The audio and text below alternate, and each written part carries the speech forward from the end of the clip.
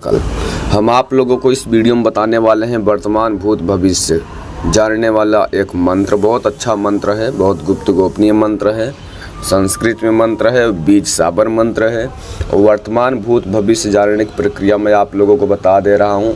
इसमें साधना में जो मैं बता दे रहा हूँ कोई रक्षा घेरा की ज़रूरत नहीं पड़ेगी, लेकिन 11 दिन की साधना है।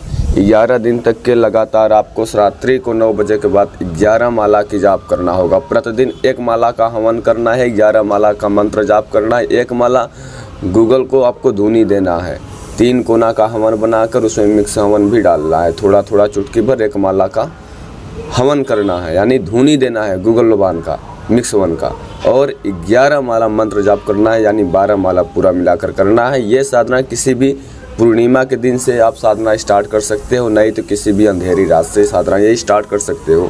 ये साधना बहुत लंबा चौड़ा नहीं है, आपको ये साधना करने के लिए कम से कम 1 से 1.5 घंटे लगेगा, लेकिन हाँ अनुभव आपको होंगे।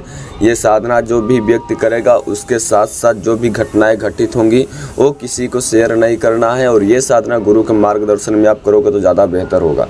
देखिए ज़रा सा अभी क्या है कि हमारा तबीयत बराबर नहीं चल रहा है, ठीक है, और जिन लोगों को ये माला कुरियर किया गया है वो लोग गले में माला कैसे धारण करना है, जो मंत्र हमने आप लोगों को व्हाट्सएप पे बता रखा है उसी मंत्र से गले में माला धारण करना है। जो लोग साधना करने वाले हैं अभी, ठीक है, स्टार्ट करने वाले हैं, और जो ये मंत्र हम बता दे रहा हूँ 11 दिन के बदले में अगर 41 दिन की जाए तो उसका जो शरीर का एनर्जी है वो इतना प्रबल हो जाती है जो कि मैं आप लोगों को वहाँ तक कल्पना नहीं कर सकते हैं। आप लोग मैं बता नहीं सकता हूँ।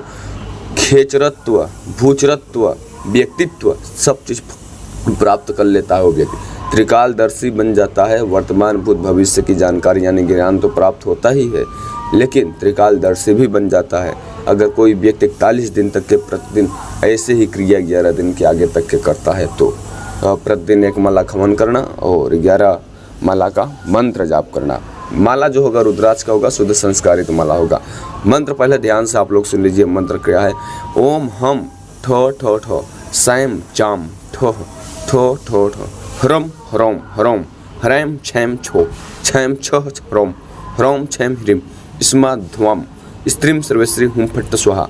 एक बार मंत्र फिर से सुन लीजिए। ओम हम ठो ठो ठो सैम चाम ठो ठो ठो ठो ह्रम ह्रोम ह्रोम ह्रैम छैम छोम छैम छम ह्रोम ह्रोम छैम ह्रीम स्मा धुमा स्त्रीम सर्वश्री हुम फट्ट स्वाहा। एक बार फिर से मंत्र सुन लीजिए। ओम हम ठो ठो ठो सैम चाम ठो ठो ठो ठो ह्रम ह्रोम ह्रोम ह्रैम छैम छोम छैम छ ह्रोम ह्रोम छैम ह्रीम स्मा धमा स्त्री सर्वश्री हुम फट्ट स्वाहा। मंत्र यह था। जो व्यक्ति ये साधना कर लेगा 11 दिन के बाद अगले वाले व्यक्ति के बारे में पूर्ण रूप से जानकारी उसके दिल में, उसके मन में, उसके विचार में, जो व्यक्ति ये साधना करेगा उसके विचार में आ जाएगा अगला वाला व्यक्ति कैसा है, क्या खा कर आया है, क्या करवाने आया है, क्या बोलना चाहता है। मतलब कि जो आप शब्द बोलोगे वो आपका जुबान सिद्ध हो जाएगा, जो आप बोल दोगे सत्य होकर ही रहेगा, ठीक है। ये साधना करने से पहले श्री गणेश जी का 1 माला और ओम नमः शिवाय का 1 माला और शिव जी का प्रतिमा एक रख करके ये साधना आपको करनी है। एक दीपक जलाना है, तीली का तेल का हो या सरसों का, शुद्ध देसी घी का हो सकता है या सरसों का कड़वा तेल, ठीक है, लेकिन जब तक कि आपकी साधना चलती रहेगी तब तक कि आपकी दीपक जलती रहनी चाहिए, ये बात आपको ध्यान में रखना है। और ये साधना करने के लिए वस्त्र अगर आप बिना सिला हुआ कपड़ा पहनकर साधना करते हो तो बहुत अच्छी बात है। जितने दिन तक कि आपकी साधना चलेगी बाल ब्रह्मचार्य का पालन करना है, और सबसे मुख्य बात कि आपको लहसुन प्याज से, नशा पत्ती से और झूठ बोलने से, ये सब चीज़ें से दूरी बना कर रखना है। यानी पाक साफ बोले तो आपको पूर्ण रूप से तन मन से और शरीर से भी हर एक चीज़ से सावधानी बरतनी है, साफ सफाई रखनी है। किसी से ज़्यादा बातें नहीं करना है, यानी ज़्यादा वार्तालाप पे नहीं करना है। झूठ या सही ज़्यादा बातें किसी से करना ही नहीं है। किसी भी जीव को दुखित नहीं करना है। स्त्री हो सकता है, पुरुष हो सकता है, जानवर हो सकता है, किसी को भी आपको दुखित नहीं करना है, किसी को दंड नहीं देना है।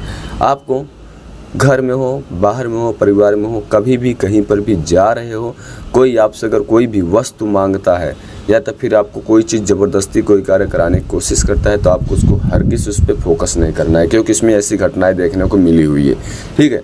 और आपको स्वप्न के माध्यम से तमाम प्रकार के अनुभव प्राप्त होंगे, जैसे कि कोई स्त्री यानी लंबी चौड़ी हष्ट पुष्ट सुंदर कन्या भी आ सकती है, या कोई जिन्न खबीस भी आ सकता है, भूत प्रेत की डेरा भी आपको दिख सकता है, मृतक आत्मा को अर्थी ले जाते हुए सैकड़ों के कगारों के बीच में दिख सकती है आपको। ऐसे अनुभव आपको रात्रि में स्वप्न के सोते टाइम पर आपको मिलते हैं। और जब आपको दिन में साधना या आप ये नहीं करना है, रात्रि में करना है, जैसे साधना आपको सफल हो गई या तो फिर आपकी साधना चालू ही है तो दिन में आपको अनुभव ऐसा हुआ, अगला वाला व्यक्ति रोड पे जा रहा है, आप उसको नहीं जानते हो, आम व्यक्ति है, लेकिन आपके दिल में ऐसे ख्यालियत उठेगा कि इसको व्यक्ति को हमने जानता हूँ, इसके बारे में डिटेल हमको पता है। आपको ऐसे मन में ख्याल आते ही रहेंगे और आपको उसका 70% आपके मन में विचार भी आ जाएंगे।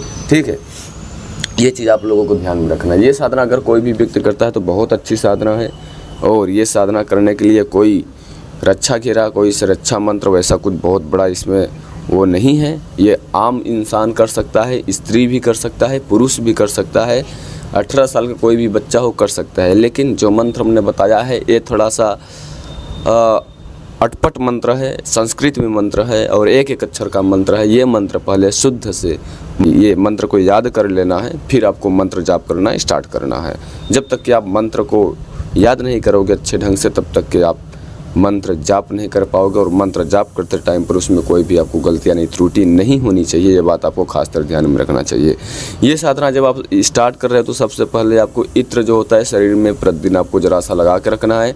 इत्र क्या होता है कि शरीर को सुगंधित बनाता है और एरिया का सुगंधित बनाता है और एनर्जी को खींचने की कोशिश करता है। वहाँ पर एनर्जी प्रवाहित होती है, यानी वहाँ पर अटैक होती है। अटैक बोले तो आकर्षित होती है, शक्तियाँ आपके पास आती हैं इत्र से। ठीक है, वहाँ से जो निगेटिव चीज़ें होती हैं, गंदे चीज़ होती है, बदबू वाली चीज़ होती है, वो सब चीज़ वहाँ से नष्ट हो जाती हैं इत्र के छिड़काव करने के बाद। इसलिए इत्र का छिड़काव अवश्य करें।